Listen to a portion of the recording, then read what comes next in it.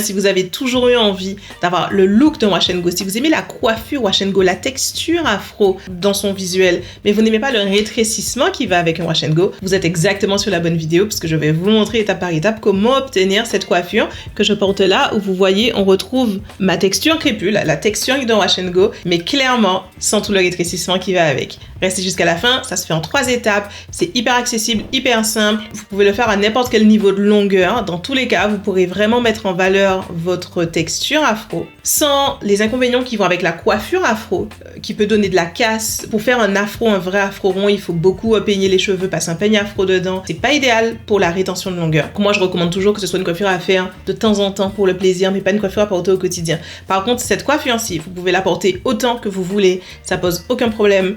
Vous préservez votre texture, vous préservez votre longueur, ça n'abîme pas les cheveux, il n'y a pas d'inconvénient. Donc c'est parti pour toutes les étapes. La première chose à faire, c'est bien sûr un Wash & Go. Il y a plusieurs façons de faire un Wash & Go et j'ai déjà 1 ou 2 vidéos sur ma chaîne où je montre une des façons. C'est la façon qui consiste à appliquer d'abord du lait hydratant et ensuite par-dessus mettre du gel. C'est une façon de le faire qui est d'autant plus intéressante si vous n'avez pas des cheveux qui ont une bonne rétention d'hydratation. C'est-à-dire en général quand vous vous hydratez les cheveux, s'ils sont secs dans les 24 heures ou dans les 48 heures, vaut mieux que vous utilisiez les produits que j'ai utilisés dans cette première version parce que ça va donner une première base d'hydratation à vos cheveux.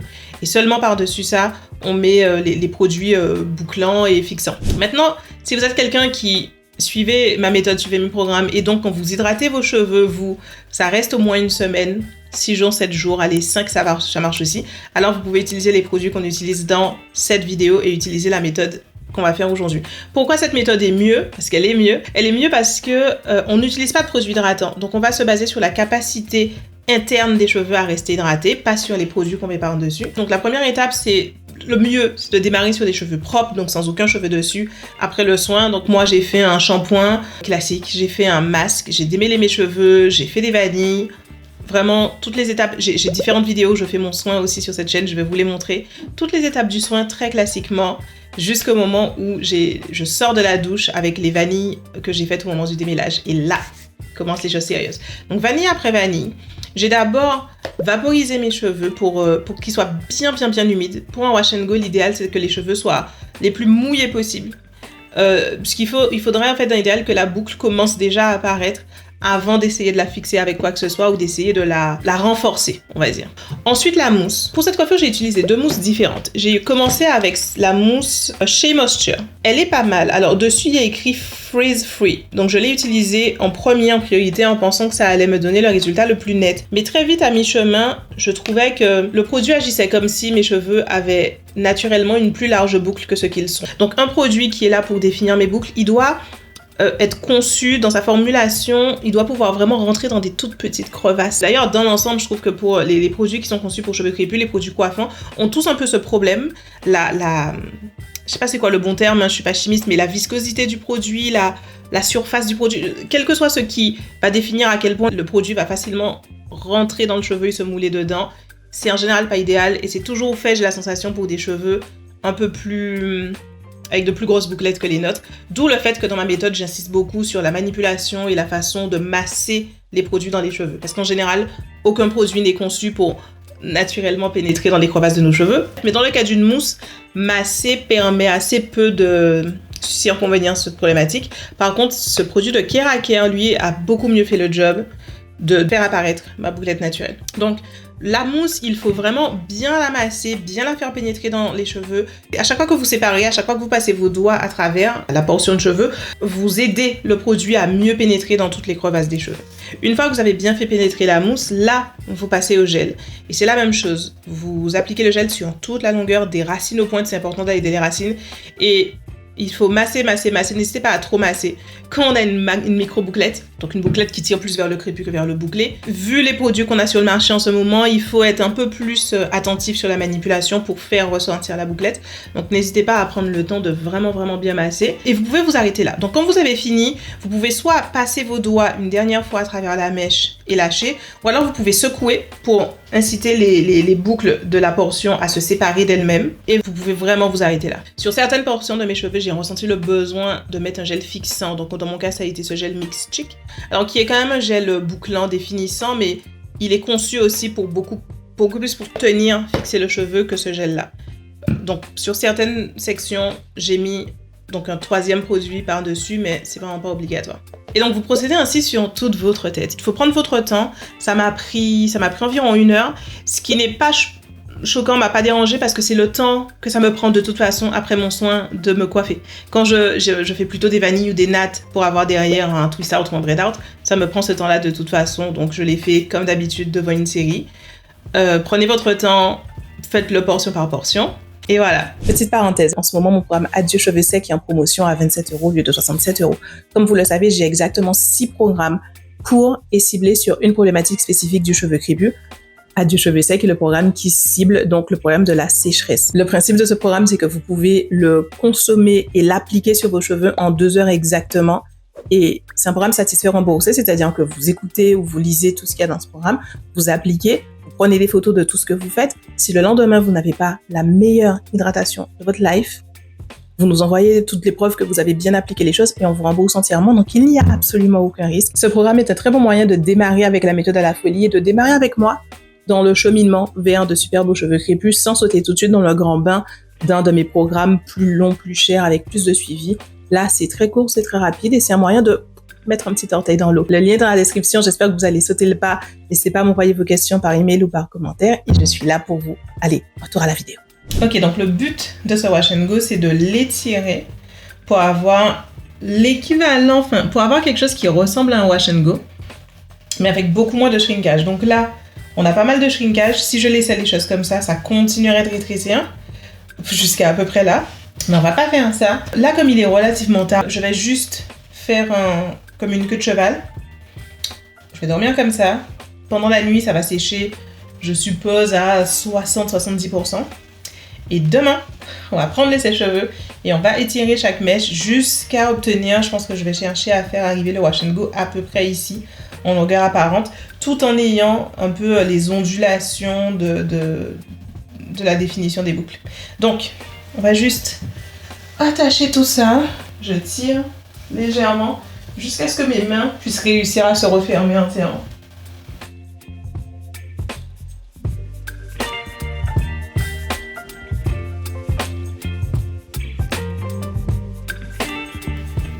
Voilà. C'est pas très glam, mais je vais dormir comme ça. Je vais mettre un foulard et on reprend tout ça demain. Donc la première étape, c'est d'aider les cheveux à sécher plus vite. Et je vais vous dire les étapes parce que j'ai pas fait exactement ce que je vais vous dire là. Parce qu'au fil de l'eau, je comprenais un peu ce qui aurait le mieux marché.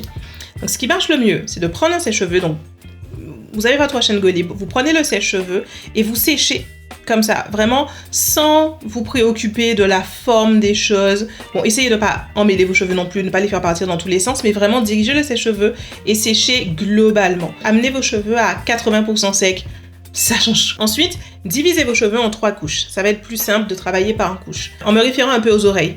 Sous les oreilles jusqu'à la nuque, la bande autour des oreilles et ce qui reste au-dessus de la tête. Et on va travailler ainsi couche par couche. Et là, je peux vous montrer, c'est ce qu'il ne faut pas faire. C'est-à-dire, j'ai tiré beaucoup trop. Et comme les cheveux n'avaient pas été pré-séchés, à ce moment-là, je partais des cheveux mouillés. Donc, ces cheveux avaient 2 fonctions, à la fois sécher et étirer. Et in fine, ce que ça a fait, c'est beaucoup trop gommer la texture à mon goût. Vous pouvez le voir ici, c'est la mèche qui est là. Alors, c'est des cheveux crépus, hein, mais on voit pas vraiment la bouclette, la texture, telle qu'on peut le voir plutôt ici au-dessus, quand j'ai enfin compris ce qu'il fallait faire. Donc, faites pas comme ça. Donc voilà, procédez ainsi couche par couche. Donc, rassemblez bien toutes les bouclettes. Parce que l'inconvénient de wash and go, c'est que c'est très facile, surtout quand on a une micro-bouclette comme la mienne. Si vous avez la même chose, c'est facile qu'un cheveu qui soit long comme ça se retrouve dans une petite bouclette collée au crâne. Donc, passez bien vos mains pour vérifier que vous n'avez pas de petits cheveux collés au crâne pour tenir toute la mèche bien étirée avant de passer le sèche-cheveux. Gardez le sèche-cheveux à distance. Le sèche-cheveux ne doit pas être collé sur les cheveux. Sinon, ça peut justement défaire la bouclette. On veut que le pli reste marqué. Donc, gardez le cheveu à au moins 1 centimètre des cheveux à tout instant et faites-le circuler vraiment comme du vent sur la mèche, des racines jusqu'aux pointes pour obtenir un certain étirement. Je suis satisfaite. Trop bien. On voit exactement la texture comme je voulais. C'est vraiment comme un wash and go, mais un peu plus long. C'est nickel. Donc, on est passé d'un wash and go hyper shrinké. Et encore, mes Wash & Go peuvent être beaucoup plus shrinkés que ça. Je vais vous mettre ici la photo du dernier Wash & Go que j'ai fait. Et en fait, vous pouvez obtenir l'étirement que vous voulez. Moi, sur la majorité des cheveux, j'ai étiré de façon à ce que ça tombe comme ça sur mes épaules. Mais typiquement, vous voyez devant, j'ai fait une frange qui est plus courte là et qui est de plus en plus longue jusqu'à rejoindre le reste des cheveux. C'est pas la forme normale de mes cheveux, j'ai fait exprès d'avoir ça. Donc c'est ça aussi la beauté du truc, c'est que vous pouvez jouer avec les différents niveaux de longueur pour obtenir exactement le look que vous voulez. Et moi je trouvais que avec la combinaison que j'ai aujourd'hui, je trouvais que ça fait un côté 70s qui me plaisait dans le look global. C'est le soir. J'ai fini une mini séance de pilates que j'ai fait avec les cheveux libres d'ailleurs, je pense pas que c'était une bonne idée. On va rafraîchir tout ça, je vais faire la coiffe avec laquelle je vais dormir. Je vais juste rafraîchir légèrement avec le vapeau. C'est une mauvaise idée, je vous dirai demain. Ok. Donc ça, c'est ce que je voulais, c'est avant de faire la vanille, qu'il y ait un peu plus de vie et de mouvement dans la coiffure. Et ma vanille sera vraiment très sobre. Vous voyez, je serre pas du tout. Voilà. Et comme je veux garder mes pointes à peu près bouclées comme ça, et pas en twist out, je vais mettre un peu de gel là. Légèrement, mais c'est la vanille la moins serrée du monde. Voilà. Ça a l'air très bizarre comme ça. Je verrai demain matin si je dois rafraîchir complètement ça. Ça, c'est sûr que ça a besoin d'être rafraîchi. La mèche de devant, là. J'aurais pas dû commencer maintenant. Je suis obligée de faire le tout, en fait. Sinon, c'est trop bizarre. Je vais attacher ça ensemble, là, à l'arrière. Parce que c'est n'importe quoi. Quand ça pend comme ça. Ces mèches, pendant que je vais dormir, je vais juste les mettre en arrière, hein, en fait. Ok, on est 2 heures après le moment où j'ai fait ma routine du soir. Il est bientôt minuit. Je suis sur le point d'aller dormir. Et je voulais juste vous montrer que ça continue de rétrécir, effectivement, mais pas tant que ça. C'est quasiment entièrement sec. Et voilà, là, je vais juste faire rentrer ces cheveux-là sous le foulard et aller dormir. On est le lendemain. Il est 14h et quelques. J'étais comme ça toute la journée. Et on va maintenant voir ce que ça donne version coiffée. Je m'attends à ce que ça colle un peu, que les cheveux soient collés un peu les uns aux autres, et donc à devoir un peu forcer pour séparer. C'est aussi un peu la différence entre ce style-là et mes mèches à mèches classiques. Mèches à mèches classiques, ouais, les cheveux sont quand même beaucoup moins collés quand je défais mes nattes. Je peux beaucoup plus facilement que ça les diviser. Ok, donc là déjà, je vois que le dégradé que j'avais bien hier, il s'est un peu défait. Alors, la première chose que je vais faire pour raviver un peu tout ça, c'est légèrement humidifier. On a perdu un peu de symétrie. Le gel sèche et quand je manipule, ça me le faisait aussi hier, j'ai des petites miettes qui me tombent dessus. Elles sont quasiment invisibles, hein. Même moi, il faut que je regarde pour les voir, donc ça va. Mais à noter quand même, quand on fait cette coiffure. Mais voilà, jour 2, j'ai encore, c'est pas exactement la même coiffure qu'hier, mais ça continue d'être sympa. J'aime bien. Donc voilà à quoi ça ressemble le lendemain. J'espère que cette coiffure va vous plaire. C'est vraiment top. Je pense que si j'avais tout fait un soir, du début à la fin, ça aurait pu me prendre 2h, 2h30. Ça reste long à 2h, 2h30, j'en ai conscience. Mais on a des cheveux crépus et pour beaucoup de nos coiffures, en général, on le fait la veille pour le lendemain de toute façon. Donc tout ce qui est faisable le jour même, magique. Donc là, ça aurait pu être fait en 2h, 2h30 le jour même, ça peut. Et puis en plus, moi j'ai beaucoup de cheveux et beaucoup de longueur. Si vous avez les cheveux plus courts que moi, en vrai, vous pouvez avoir fini. Si vous avez la moitié de ma longueur, vous pouvez avoir fini en 1 heure. Donc faites-vous plaisir. Ou en tout cas, gardez cette coiffure dans votre poche. Vous pouvez la mettre dans une playlist YouTube. Je vous recommande de faire ça. Je fais beaucoup ça avec YouTube. J'ai différentes playlists pour différentes choses qui m'intéressent. Par exemple, je fais de la cuisine IGBA. J'ai une playlist IGBA. J'ai une playlist recettes tout court. J'ai une playlist voyage. J'ai une playlist coiffure. J'ai une playlist, bref, sur plein de trucs, business, blablabla. Et quand quelque chose m'intéresse, mais que je sais que je vais pas prendre des notes tout de suite, je l'enregistre dans la playlist spécifique. Donc, pourquoi pas gardez ça pour vous dans une playlist coiffure, idées coiffure rapide. Si vous avez des questions, n'hésitez pas à me les poser en commentaire. Moi, en tout cas, je suis hyper contente de cette coiffure et que ce soit maintenant quelque chose que j'ai dans mon arsenal de coiffure. Voilà, c'est tout pour cette vidéo. J'espère que ça vous a plu. Dites-moi en commentaire, mettez un pouce, abonnez-vous si vous n'êtes pas abonné et je vous dis à bientôt pour la prochaine vidéo. Ciao!